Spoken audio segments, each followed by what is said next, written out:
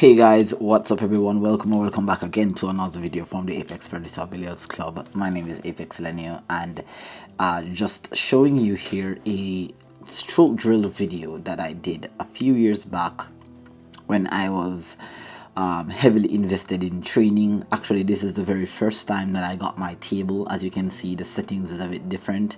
This table was actually at the home that I was living at, and then we had to move it out from the home where I'm living out to where it actually is right now. So this is the very first time I was actually playing on the table, and I was actually training before, but I was actually training on an 8-foot table. So when I finally got the 9-foot table, I was very happy and I quickly jumped on the table, and I was coming from work and I was actually doing this drill. So the drill is actually just to set up a ball straight into the very close to the corner pocket, and set the cue ball very close to the other corner pocket, not to make the shot too tough but not to make it too easy. And the aim is to try to stroke this cue ball and try to keep less movement on the cue ball as possible. Now I want you to notice a couple of things as I'm making a couple of the shots. I did not cut out anything out of the video. I want you to actually see the misses when it occurs, and I want you to see how successful some of the shots were. So as I mentioned, the aim of the actual drill is to try to pocket the object ball and to provide less movement, meaning that playing the cue ball on the vertical axis and having less movement. Now as you can see, there are a couple of shots before, including that one. You can see that the cue ball was drifting to the right, to the left. I do not remember if I actually set up this shot dead straight, why it's moving that direction, or if I'm actually stroking this cue ball with a little bit of unwanted side spin. But for the most part, you can see that the cue ball is not really staying dead like that one. That was a good example. Had a bit of draw on it, just a slight draw, but that was a better shot from the one that I had played before. Now another thing that I want you to notice here, guys, is my actual setup. Notice that I stand and I place my right leg, my back leg, onto the baseline where I'm shooting from. Notice that my body is nowhere in line with my cue. So that means after pocketing the object ball, my body will not hit my hand will not hit my chest, nothing of that sort. And that's something that I learned quite a while back, that a very good stroke will not be interfered by any external like body or your chest or anything like that. Yeah, if you notice that there's a slight space right there in between my chin, the cue, my body, that space is necessary, so that when your hands come down or your hands go through the pendulum, then you're gonna find that the stroking motion is uninterfered. All right, another thing that I want to also notice that apparently may seem like it's the correct thing, I'm actually learning now that it's not the most productive thing to do, is watch this here as I'm stroking the cue. Watch my elbow here. Boom, that's a significant elbow drop right there.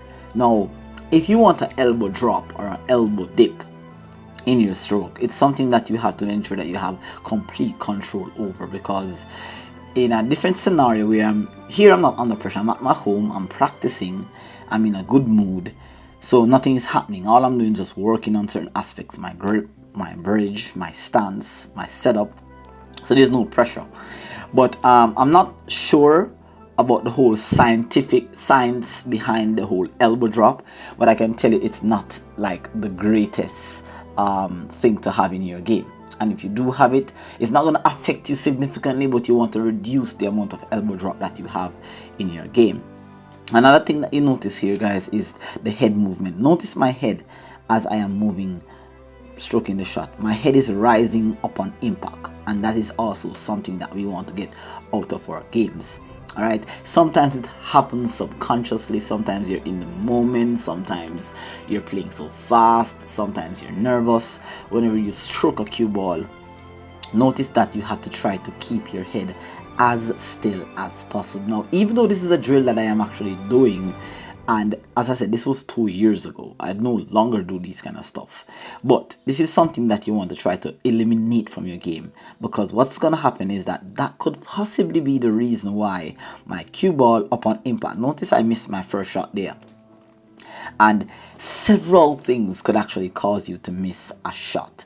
Several things such as head movement, body movement, you're aiming, you're mentally you're aiming in the center of the cue ball, but upon rising your head or moving your body, then what will happen is that you're gonna find that was a really good shot. You're gonna find that most of the time the cue ball makes a horizontal movement, meaning that you basically hit the cue ball where you were not aiming, just because of that subtle movement in your stroke. So that's something that you guys want to also look out for.